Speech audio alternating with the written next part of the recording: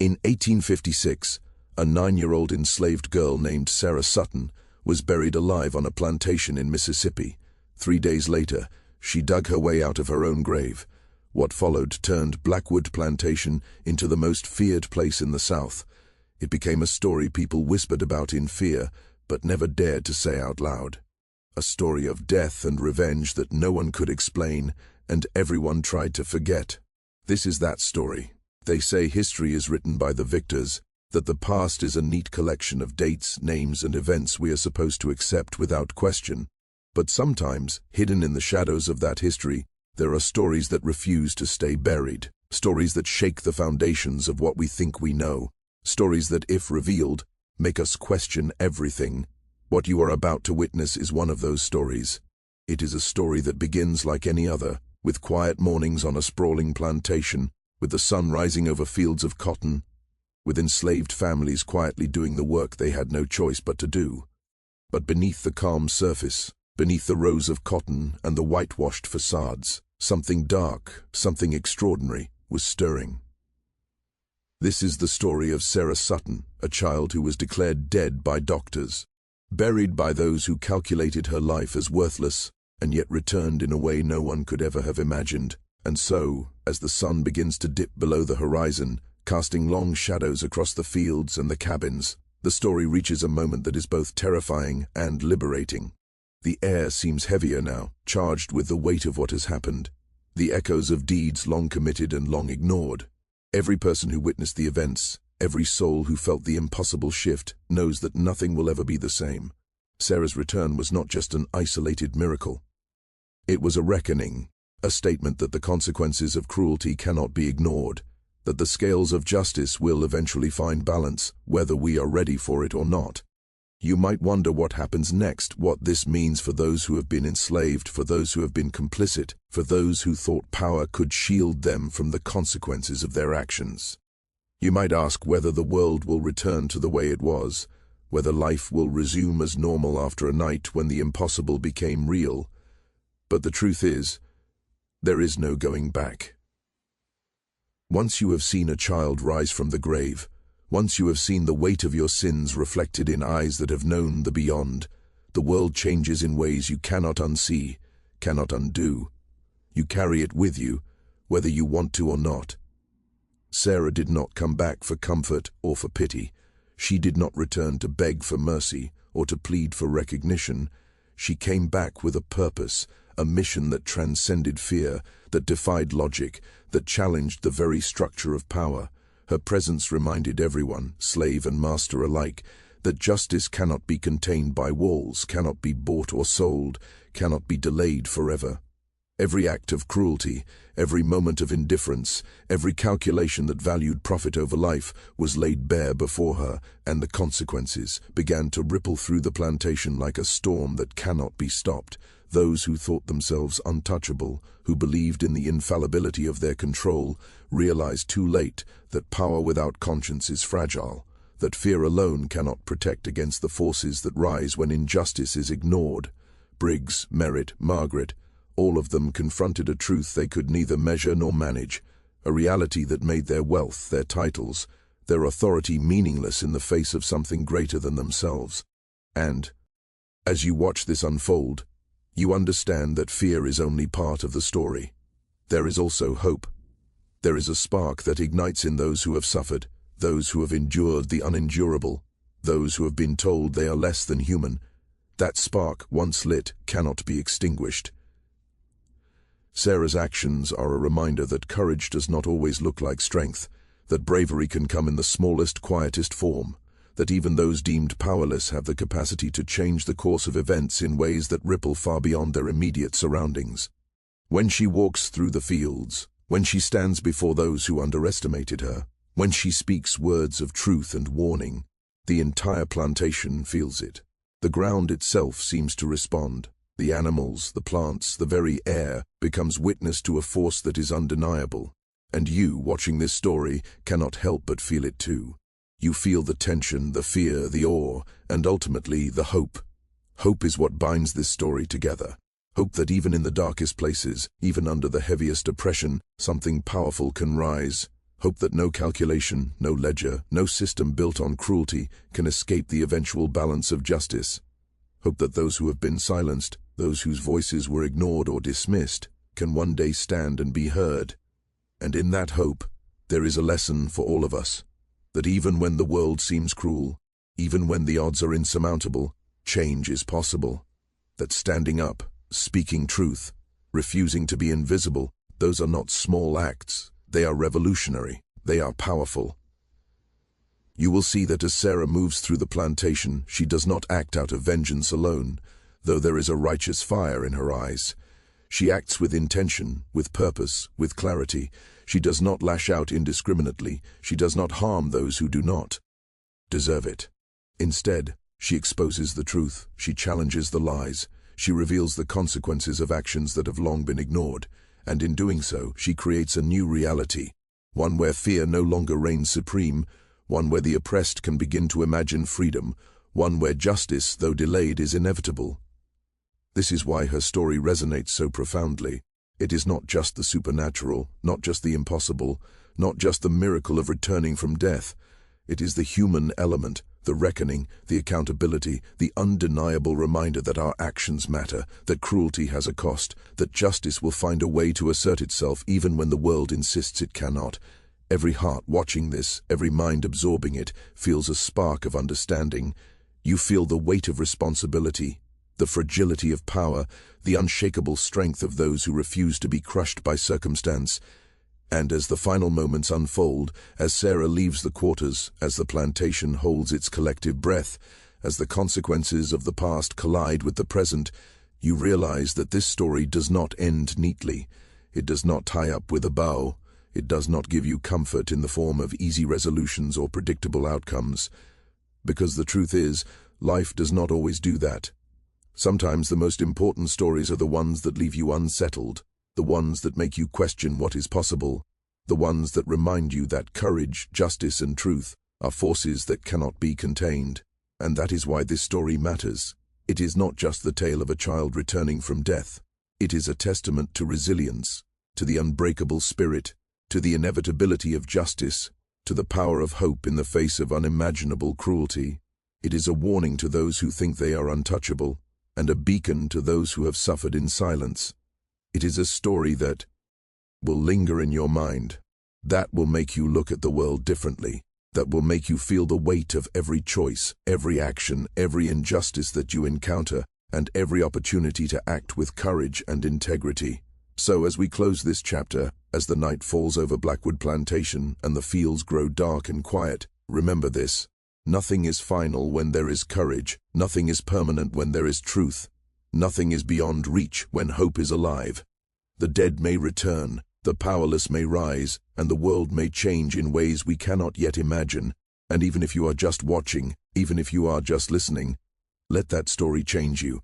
Let it remind you that every act of cruelty has consequences, every act of bravery matters, and that the scales of justice, though sometimes slow, will always, inevitably find balance. The story of Sara Sutton does not end here. It is a call to see the truth, to confront injustice, to never underestimate the power of those who refuse to be invisible. And as you watch, as you feel every moment of tension, fear, awe, and hope, know this: the echoes of her return are not confined to Blackwood Plantation. They are everywhere, in every corner of history where injustice has been ignored, where cruelty has gone unpunished, where the powerless have been silenced. Her story is a reminder that one voice, one presence, one act of courage can shift the course of everything. And so, let your hearts carry this lesson. Let your minds hold the weight of this truth. And let the story of Sara Sutton, the child who returned from the grave to demand justice, linger with you long after the sun rises, long after the video ends, long after the world thinks it has forgotten. Because this story is alive, and its power is eternal. It is a story of life, death, justice, and hope, a story that refuses to be ignored, a story that will continue to challenge, to inspire, and to haunt until the world finally understands that no cruelty, no injustice, no matter how small or large, can escape reckoning forever. Imagine for a moment the fear, the disbelief, the sheer impossibility of what happens next. A 9-year-old girl, long thought gone, emerging from the soil that should have been her grave.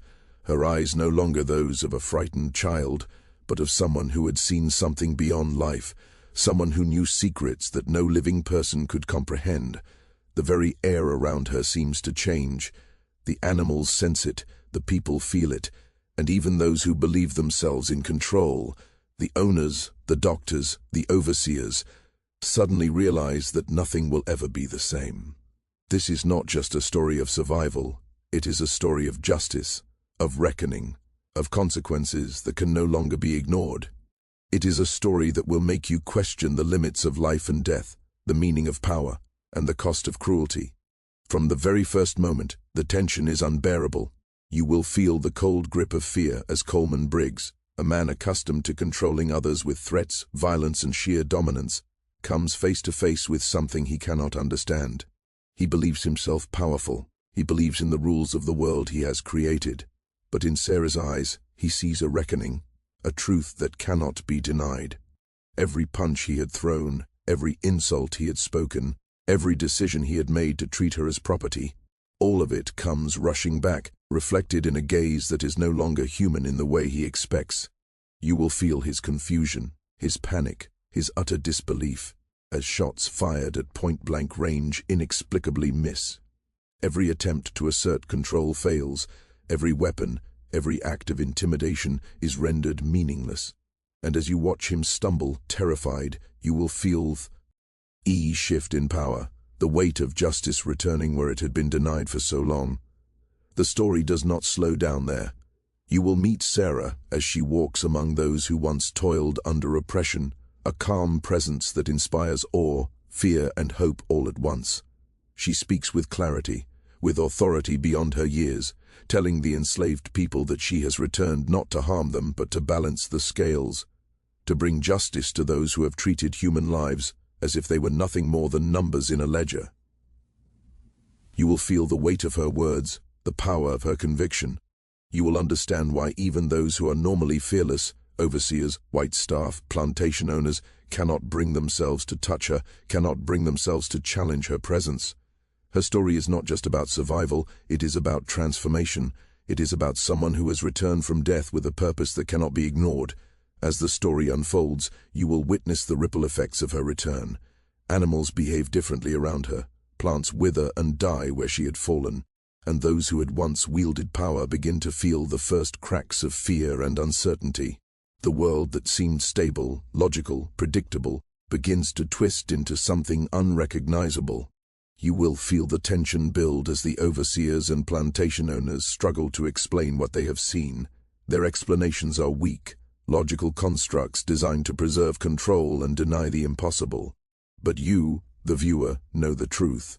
You know that Sara's return is real, that the consequences of ignoring her presence are real, and that the story is moving inexorably toward a confrontation that will change everything. What makes this story so compelling, so gripping, is the collision of human cruelty with something utterly beyond comprehension. You will witness the darkest aspects of human nature, the cold calculation of lives worth more or less than a few dollars, the twisted logic of profit over life, and against that you will witness the extraordinary, a child who defies the natural laws, who turns fear into power, who shows that no cruelty can escape judgment forever. You will feel every heartbeat, every moment of tension, every flicker of fear and awe, as Sara moves through the plantation, confronting the people who believe themselves untouchable. This story is not just entertainment. It is a reminder of the weight of actions, of the consequences that follow cruelty, indifference, and abuse of power. It is a story that will make you question what is possible, what is real, and what it means to be human. You will be drawn into every detail, from the smallest expressions on Sara's face to the trembling hands of those who fear her, to the way the land itself seems to respond to her presence. Every moment is charged with suspense, every action with consequence, every word with meaning.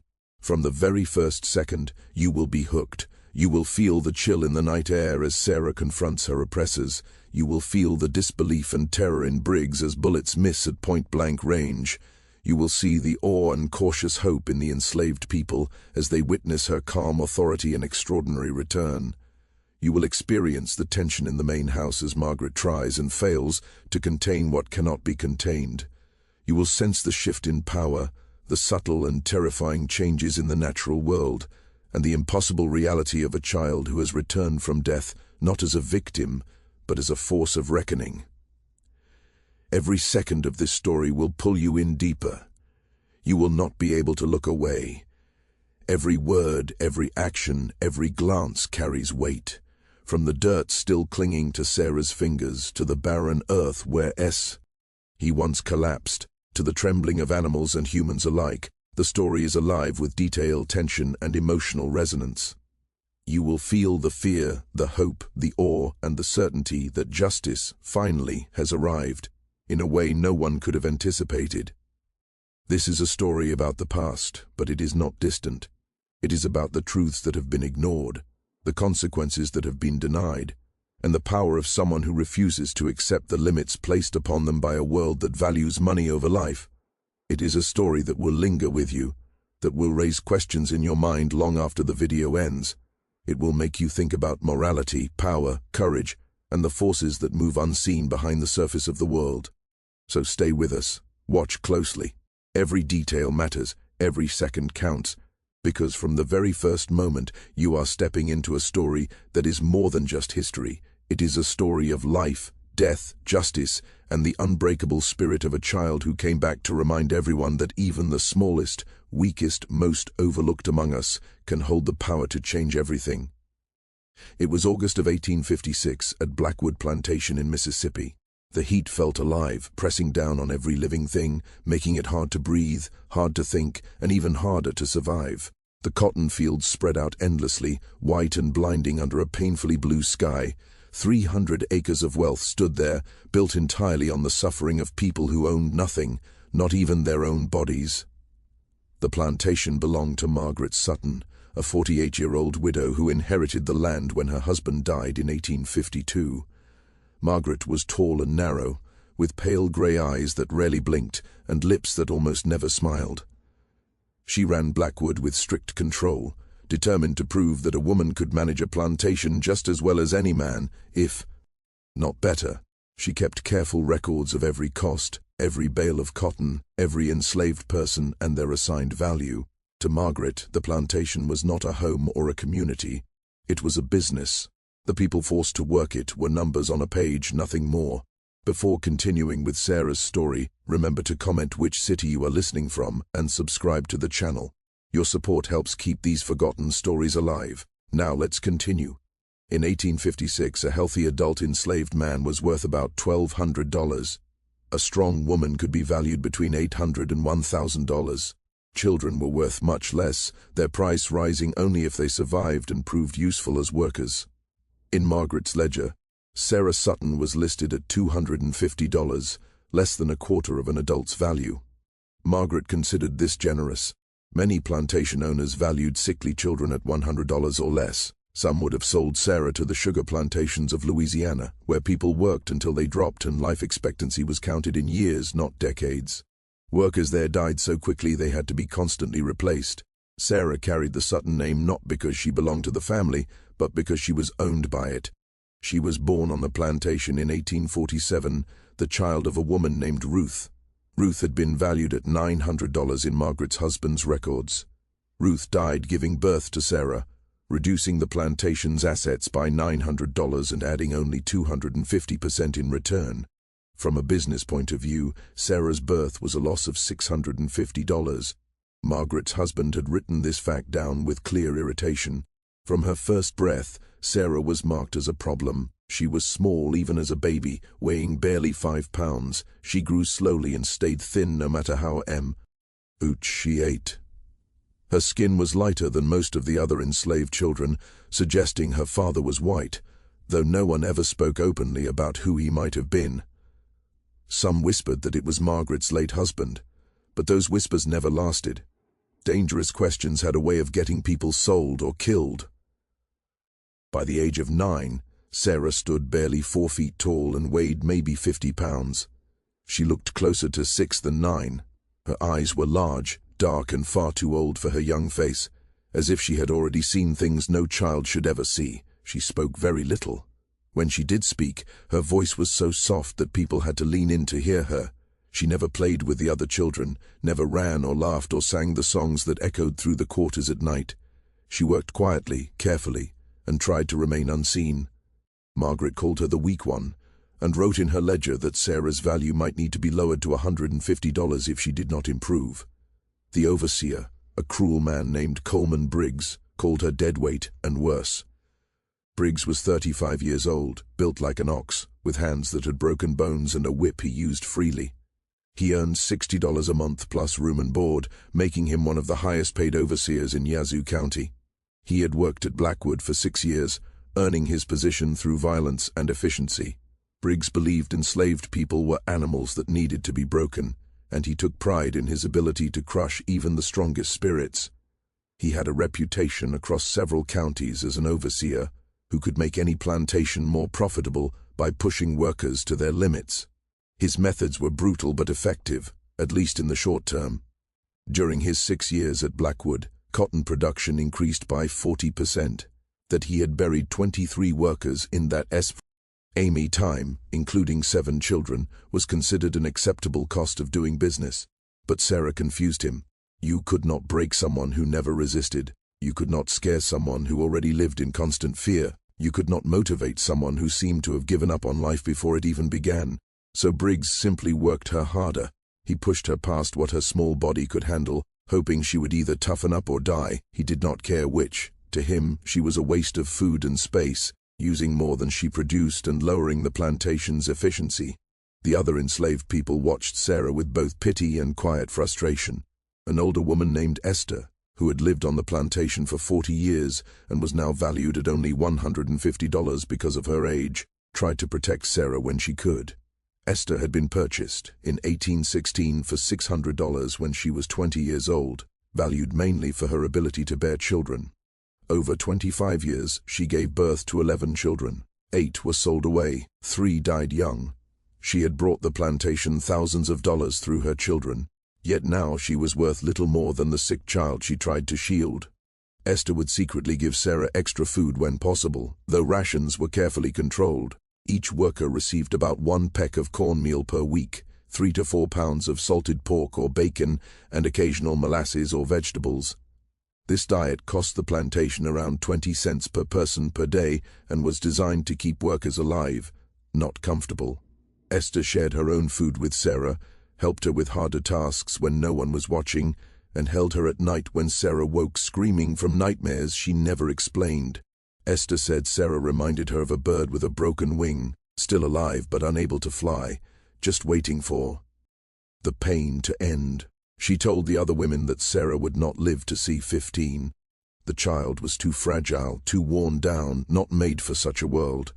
The women nodded sadly. They had seen enough death to believe that sometimes dying was the kindest fate an enslaved child could have. There was also a young man named Daniel, around 20 years old, valued at $1,200. He was strong, intelligent, and useful, exactly the kind of worker Margaret prized. He could pick 200 pounds of cotton a day in peak season, repair tools, and even read numbers well enough to keep basic records. Daniel often worked near Sara and tried to help her, carrying her sack or finishing her row when she fell behind. But Briggs noticed everything. Helping someone meant punishment for both people. He knew that cooperation was dangerous. Workers who helped each other might begin to see themselves as a community rather than isolated property. Briggs crushed any sign of unity to keep everyone afraid and alone. Still, Daniel tried. He could not stop himself. Watching Sara suffer day after day filled him with anger that was dangerous for an enslaved man to feel.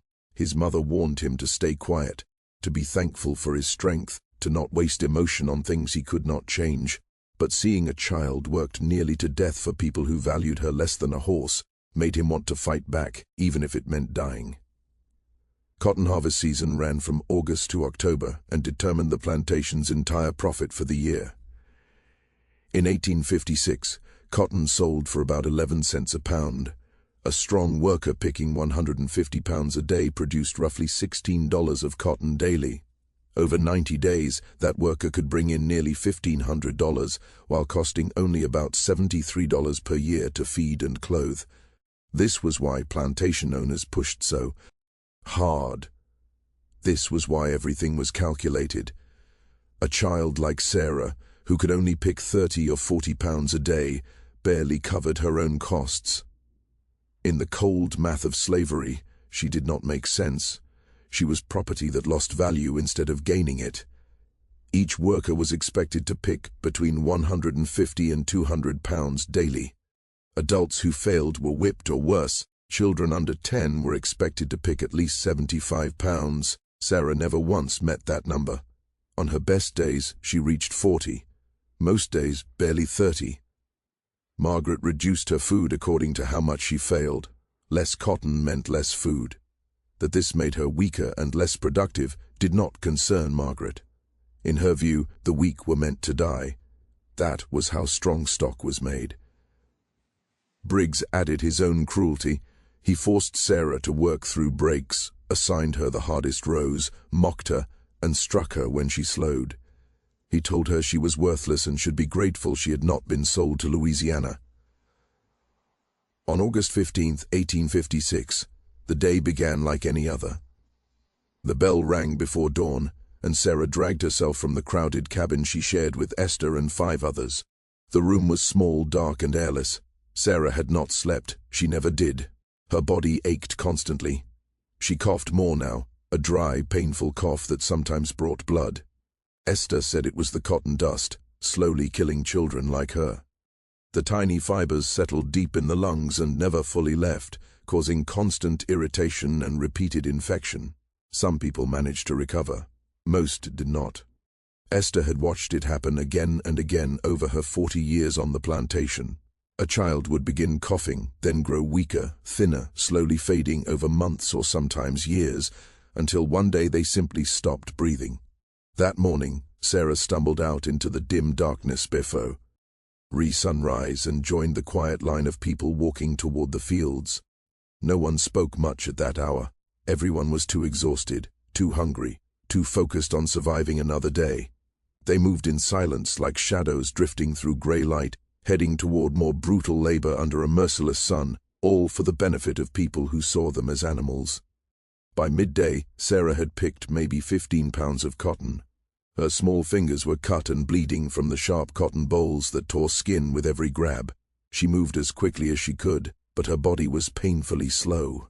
Each boll had to be pulled open with both hands to remove the cotton cleanly, then stuffed into the sack dragging behind her, growing heavier with each row. Her back screamed from bending over again and again. The sun was unforgiving, beating down until the air itself seemed to shimmer. She had been given 1 cup of water at sunrise and would not receive another until sunset, 12 hours later. This was normal during harvest season. Water breaks were seen as wasted time. Margaret had calculated that allowing workers extra water reduced daily output by about 8%. So water was given only morning and evening, and people were expected to endure. That some collapsed from heat or dehydration was unfortunate but acceptable. Losing productivity mattered more than losing lives. Sara's mouth was so dry her tongue stuck to her teeth. She felt dizzy, as if the world tilted sideways, as if the ground was no longer steady beneath her feet. Her vision blurred again and again. She had to stop, shut her eyes, breathe deeply, and fight the urge to lie down in the dirt and never rise again. But lying down meant punishment. It meant Briggs, it meant the whip or fists, it meant even less food that night. So she kept going, kept picking, her small hands slowing as heat and exhaustion drained what little strength she had left. Around 1 in the afternoon, Briggs rode through the rows on his horse, checking sacks and counting output. He carried a small scale and randomly weighed sacks to ensure no one had added dirt or stones, something desperate workers sometimes tried. His whip hung coiled on the saddle, and a loaded pistol rested at his side. He had used it twice in 6 years, shooting workers who tried to escape. Both died. Both deaths were ruled justified. An enslaved person trying to flee was legally stealing themselves, and deadly force was allowed. When Briggs reached Sara's row, he dismounted and grabbed her nearly empty sack. He weighed it with one hand, his expression darkening. 15 pounds, he shouted. In 8 hours you picked 15? His voice carried across the field, meant for everyone to hear. Work slowed as others watched, afraid of what would happen, but unable to turn away. They had seen this many times before. It always ended the same. Sara stared at the ground, swaying slightly. "I'm sorry, sir," she whispered. "I'm trying." Her voice was so soft Briggs had to lean close, which only made him angrier. "Your best?" he snapped. "Your best is 15 pounds. Do you know what you cost this plantation?" He grabbed her arm and jerked her upright. 20 cents a day. That's what it costs to keep your worthless body fed and clothed. 15 pounds of cotton is worth $1.65. Do you know how long it takes you to earn 1 day of food? About 8 days. You're stealing. Stealing from people who earn their keep. The math was technically correct, but intentionally cruel. It ignored that Sara was 9 years old, sick, underfed, and forced into this labor. It ignored that she never chose this life. None of that mattered to Briggs.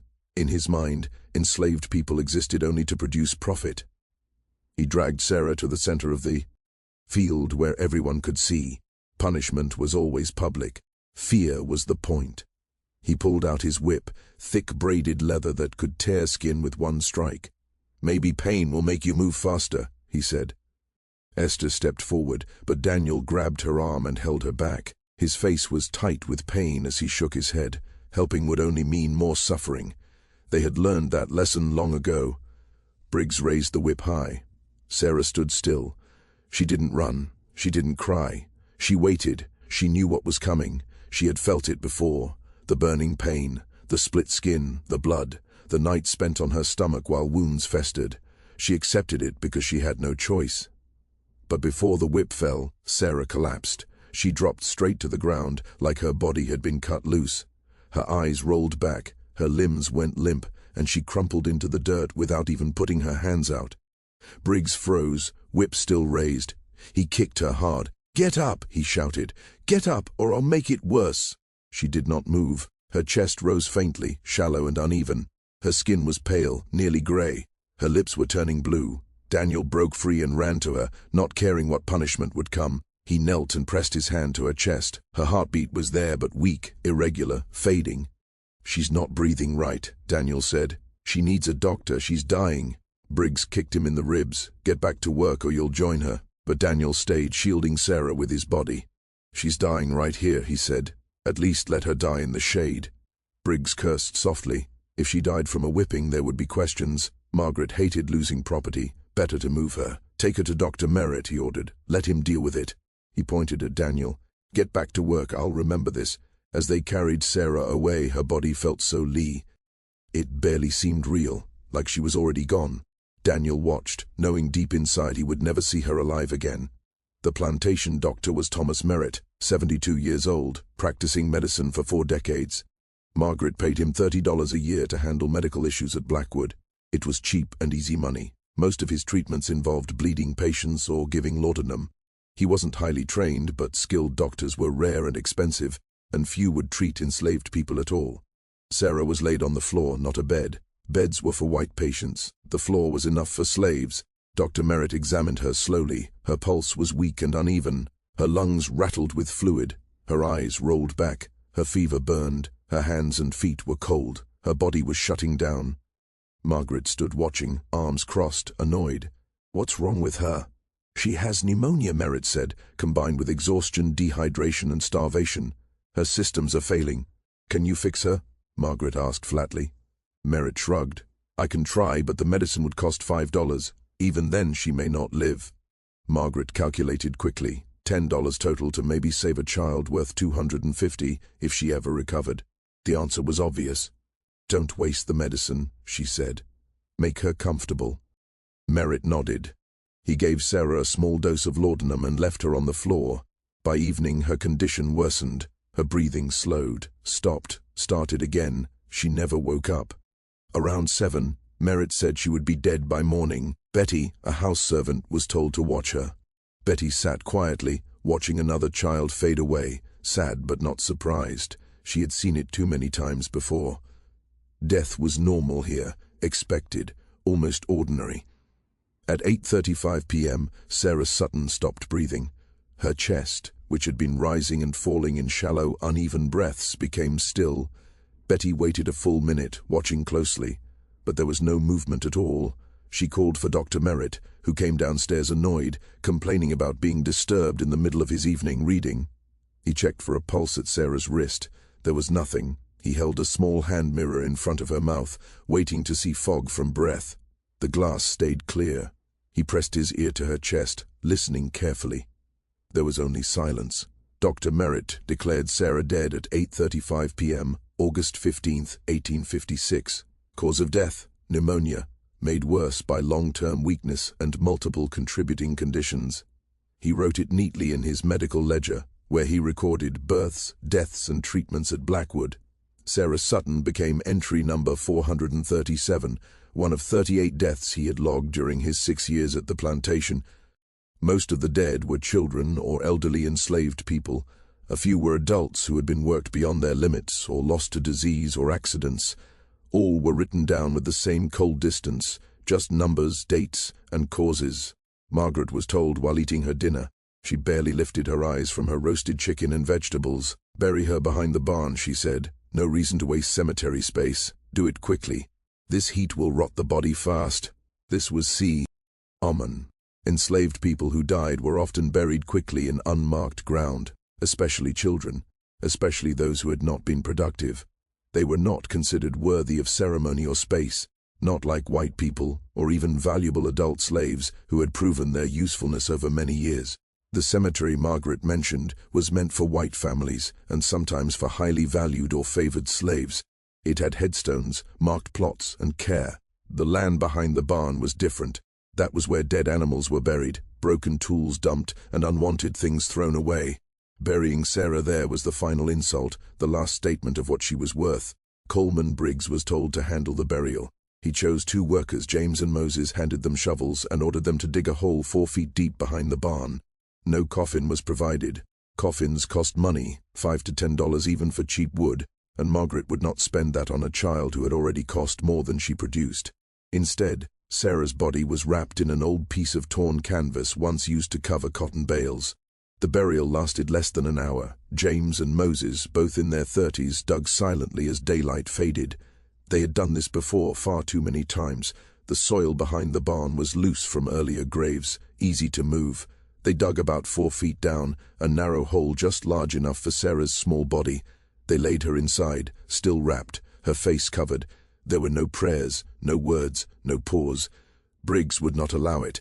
Religious services required permission, and he would not waste time on a child he believed had no value. They filled the grave and pressed the dirt flat. By 10 p.m., it was over. Sara Sutton was underground, 4 feet of Mississippi soil separating her from the world, forgotten before the earth had even settled. Esther watched from the quarters, tears running freely. She had wanted to say goodbye, to wash Sara's body properly as her grandmother had taught her, to whisper a prayer. She was not allowed. None of the enslaved people were allowed near the grave. It was done fast, without care or respect. Just another dead slave, another loss recorded and erased. Daniel stood beside Esther, his jaw tight, his hands clenched. "She deserved better," he whispered, his voice thick with pain he could not show openly. "She deserved so much more than this." Esther nodded, wiping her face. "They all deserve better," she said softly. "Every soul that dies here deserves better. But this is the world we're trapped in. This is what they think we're worth." They stayed until full dark, staring at the unmarked grave, whispering their own prayers, grieving a child they had known for 9 years, a child who had never truly been allowed to live. Then they returned to their cabin because the work bell would ring again at 5 a.m. and they had to be ready. Life at Blackwood went on. Cotton did not stop growing because a child died. Work did not pause for grief.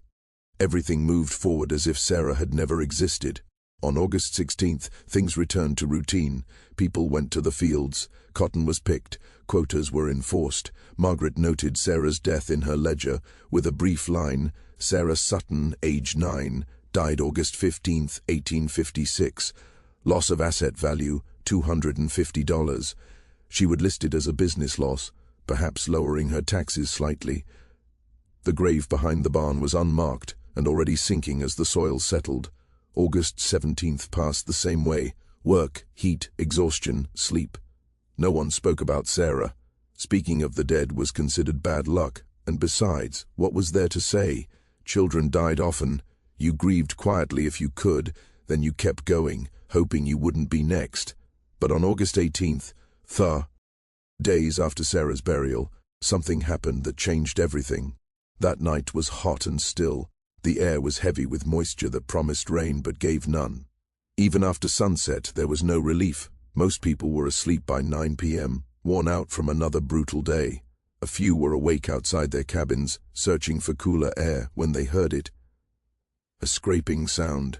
Something wrong. Like digging or clawing, coming from behind the barn. At first they thought it was an animal, maybe a raccoon or stray dog, but the sound grew louder, more focused. Then all 6 plantation dogs began barking at once, not normal barking, but frantic, terrified howling that raised the hair on your arms. They backed away from the barn, trembling. One of them urinated in fear, something dogs only do when they are truly terrified. James, one of the house servants valued at $700, grabbed a lantern and went to investigate. He tried to calm the dogs, but they would not come near him. They stood back, barking wildly, staring at something he could not yet see. As James walked around the barn, holding the lantern high, his heart pounded. The air felt wrong, heavy and cold in a way that made no sense. He saw the graves first. 3 small mounds. 2 were smooth and settled. The third, the newest one, Sarah's, was torn open. There was a hole, pushing upward from below, like something had clawed its way out. James stepped closer, his heart racing. Then he saw it, a small, pale hand sticking out of the dirt, fingers moving, grasping. Beneath it, a dirt-covered face, eyes open, mouth gasping. Sara Sutton was climbing out of her grave, James screamed. The sound ripped through the night, waking half the plantation. People came running with lanterns and torches, asking what was wrong. James could not speak. He just pointed, shaking, eyes wide with terror. Coleman Briggs arrived first. Rifle in hand, ready for trouble. He pushed through the crowd, angry and cursing, until he saw the grave. He froze, his rifle lowered, his face drained of color. More people gathered, enslaved workers and white staff, forming a wide circle around the grave. They stared at something impossible. Sara Sutton was pulling herself out of the earth. Her movements were slow but steady. Dirt fell from her hair and clothing. Her dress was torn and filthy, but her eyes stopped everyone cold. They were open, clear, focused, reflecting torchlight in a way that felt wrong. She looked at each face, and grown adults felt like frightened children. She stood beside her own grave, small and thin, covered in soil, more spirit than child. No one spoke. Dogs barked in the distance. Torches crackled. Everyone knew this could not be real. Sarah had been dead, buried, 3 days underground, yet she was standing there, breathing. Esther broke forward, falling to her knees in front of Sarah, afraid to touch her. "Child, is it really you?" she whispered through tears. Sarah nodded. Her voice was rough, damaged, but strong. "Yes, Esther, I'm alive. I came back." The words hung in the air. "I came back." Dr. Merritt was summoned. When he arrived and saw Sarah alive, he nearly collapsed. He checked her pulse, strong, her heartbeat steady, her lungs clear, no fever, no illness. "This can't be," he whispered. Sarah looked at him calmly. "I was dead, you were right, but death is not always the end." Margaret arrived next, furious and shaken. When she saw Sarah, fear crossed her face. Sarah stepped forward. "You decided I wasn't worth $5, she said calmly. "You let me die. You buried me like waste." The crowd was silent.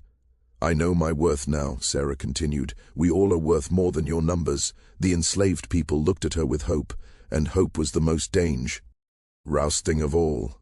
Hope made them willing to risk everything for the chance at something better.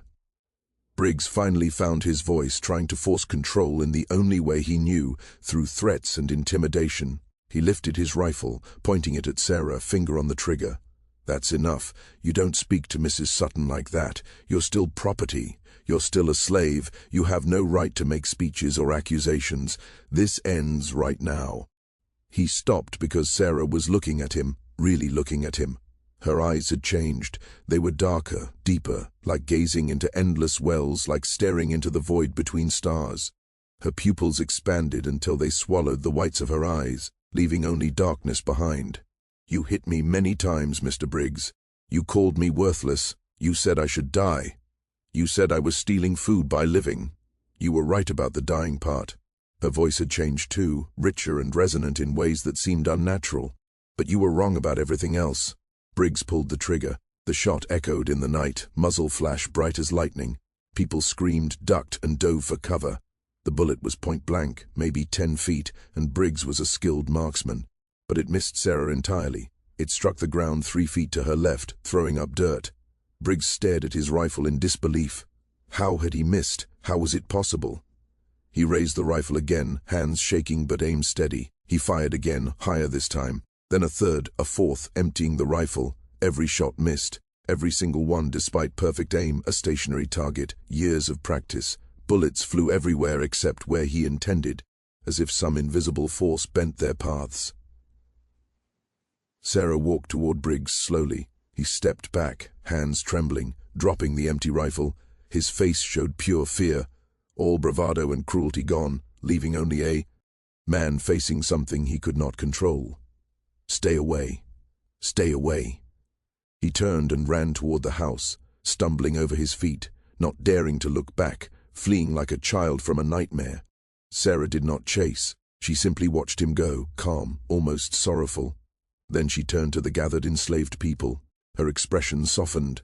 When she spoke again, her voice was steadier, back to normal, or as normal as it could be. "I am not here to harm you, any of you. I am not a monster or demon or evil. I am Sara. But those 3 days changed me. They showed me things, gave me purpose." She looked at Margaret. "I am here for those who hurt us, who decided our lives were worthless, who treated us as animals, property, numbers in a ledger. It begins with them." She pointed at Margaret. "It starts with the ones who make the calculations, who decide who lives and who dies by profit and loss, who created a system where a child's life was worth less than $5 of medicine." Margaret spoke, voice trembling. "You're insane. A child suffering from delusions caused by trauma and oxygen deprivation. Someone restrain her. Lock her in the barn until morning. We will deal with this rationally." But no one moved. Nobody wanted to touch her. Even white staff who normally obeyed Margaret stood frozen, unwilling to approach the girl who had climbed from her grave.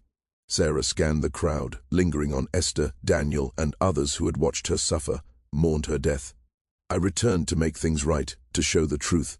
It will not be quick, and it will not be easy, but justice is coming to Blackwood Plantation, the kind that ignores property and economics, balancing the scales no matter the cost." She walked slowly toward the slave quarters, toward the cabin she shared with Esther. The crowd parted instinctively, some reaching out but withdrawing hands, afraid or reverent. Sara walked, with head high, back straight, with confidence and dignity she had never shown in life. She entered the cabin, lay on her sleeping mat, the same one she had slept on for 9 years, where her spirit had died long before her body. Esther followed, unsure, needing to be near the child she had tried to protect and failed. Sara closed her eyes, breathing deep and even, face peaceful in a way it never had been. Esther reached out, touched Sara's face, half expecting to pass through ghost-like flesh. But it was warm, solid, alive. When she pulled back, her fingers held dirt, the grave soil that should have been her final resting place. Esther knew, deep in her heart, that Sara told the truth. She had died. She had been elsewhere, beyond life, and returned for a purpose. The dead do not return without reason. Outside, the crowd slowly dispersed, knowing sleep would not come easily. Some prayed, some cried, some felt hope for the first time in years, that suffering might end, that unseen forces might care about justice when humans did not. Margaret stood watching from her house, mind racing. She needed explanation, rationalization, control before the story spread. People do not come back from the dead. It must have been catalepsy, premature burial, some scientific error. But deep inside, she knew something terrible had happened. Something shifted at Blackwood Plantation on that August night. The natural order had been violated, the dead had returned, and the consequences were beyond her control. Dr. Merritt sat in his room, staring at the death certificate he had signed 3 days ago, mocking him with proof of his failure. Sara Sutton, age 9, died 8:35 p.m., August 15, 1856. Cause pneumonia and systemic failure. He had been certain, but Sara Sutton was alive, sleeping in the quarters, breathing. He had been wrong, or something impossible had occurred. His hands would not stop shaking. His understanding of medicine, death, and their boundaries shattered. He poured whiskey into a large glass, needing to dull the fear, erase the image of Sarah's eyes, saying, "I was dead." Coleman Briggs barricaded himself in his room, furniture against the door, guns loaded, lamps burned as shadows stretched in every corner. Every sound made him jump. He told himself he was not afraid of a child. He had beaten men, broken people, been feared. But that voice, those eyes were not a child. Something else in a child's form, knowing his sins, remembering every blow, insult, and cruelty, had returned to collect payment. As dawn came on August 19th, Blackwood Plantation felt an uneasy quiet, more threatening than any disturbance. The sun rose, painting red and orange skies. Work would continue, cotton needed picking, despite the impossible events of the night. Margaret would try to restore order, claiming medical error, mass hysteria, nothing supernatural. But everyone knew the truth. Something had returned from death, something aware of every injustice and cruelty, promising consequences. Whether Sarah or something else using her body, the effect was the same. Blackwood Plantation would never be the same. The morning of August 19th dawned grey, heavy, clouds threatening rain. The air was thick, oppressive, charged with something wrong. The plantation felt altered, though nothing had physically changed. The bell rang at 5 a.m., calling people to the fields. Many were reluctant, gathering in small groups, whispering, glancing toward the cabin where Sarah slept, afraid to go near, unable to look away. The braver ones approached Esther's cabin, peering through gaps in the walls, confirming Sarah was real, alive. Sarah lay peacefully, chest rising and falling regularly. She appeared just a small girl needing to wash away dirt, yet all who saw her felt the wrong. Goodness, the awareness that this was not the same child who died 3 days ago. Something fundamental had changed. Margaret had not slept, staring at ledgers, mind replaying the sight of Sarah climbing from her grave.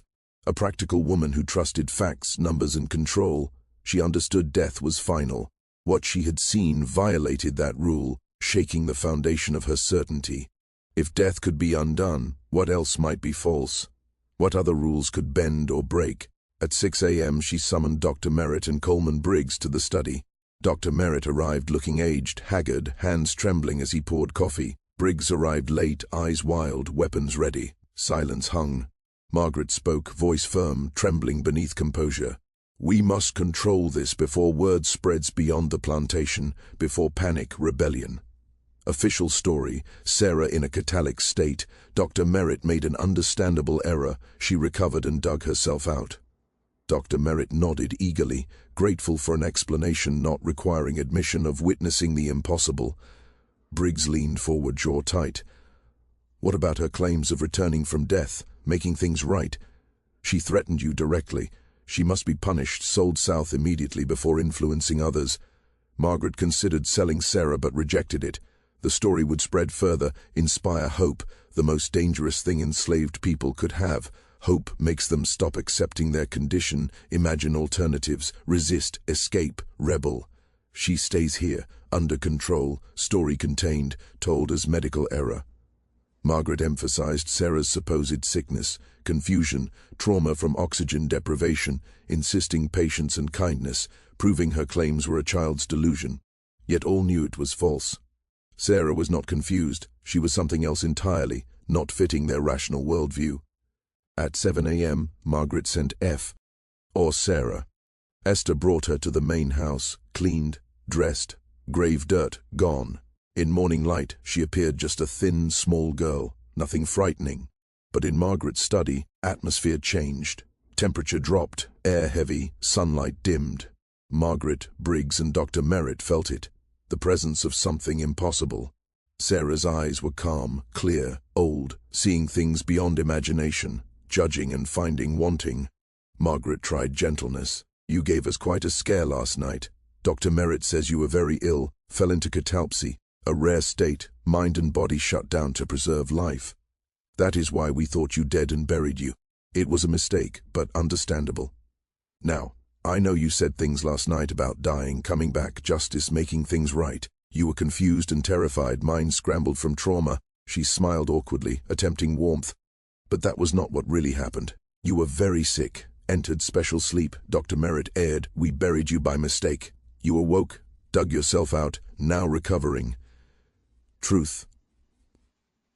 Sara looked at her steadily, voice quiet but clear. You're lying to yourself and everyone. You know I was dead, afraid to admit it, fearing forces beyond control, consequences unseen. Margaret's jaw tightened. That's enough. I am patient, trying to understand. You are a child and my property. Show proper respect, words hollow. How control someone who has already died? Sara studied Margaret like a ledger entry. I do not hate you, though I might. I understand. You were taught to see us as property, lives as money. You acted as you thought right. But you are wrong. What happened to me proves it. I died because you decided saving me was too costly. $5 versus $250. Bad investment, not worth saving. Sara remained calm. You price our lives daily, like livestock, equipment. Human lives are infinite, priceless. When you let people die for money, there are consequences. Margaret stood abruptly, chair scraping. I will not be lectured by a child. Practical decisions must be made. Not all can be saved. Reality. You are right, Sara said, voice maddeningly calm. Choices define who you are. You let a 9-year-old die rather than spend $5 on medicine. That defines you, Mrs. Sutton, follows you for life. She turned to leave, paused. You asked what I want, why I returned. I came back to show you what you do, to remind you that you cannot erase those not profitable. I came back to haunt your conscience until you change or it destroys you. Sara left, Margaret trembling with rage, fear, something unnamed. Briggs pale, hands on pistols, wishing to shoot but afraid. Dr. Merritt staring at his useless instruments. Silence followed. Briggs spoke roughly. Kill her tonight, make it look like accident. Too dangerous alive, will destroy everything. Margaret considered, realized murder would make a martyr, story bigger. Alive, discredit as confused child. Trying to kill might fail, bullets had missed, maybe normal means could not kill her. Better to pretend normal, hope memory fades. Blackwood would never be normal again. In the following days, strange things occurred, first small, dismissible. Dogs refused to approach Sara, barked from distance, cowered, trembled, tails tucked. Horses spooked near her, reared, bolted, plantation paths avoided. Chickens near her cabin stopped laying, paced, distressed. Plants in collapsed area withered, barren within a week despite water. Workers avoided it, claimed being watched, sickened. Dr. Merritt first, August 20th, developed persistent cough, August 21st fever, August 22nd bedridden, struggling to breathe, symptoms mirrored pneumonia, the same disease that had killed Sara. Dr. Merritt, in bed, recognized symptoms with growing horror.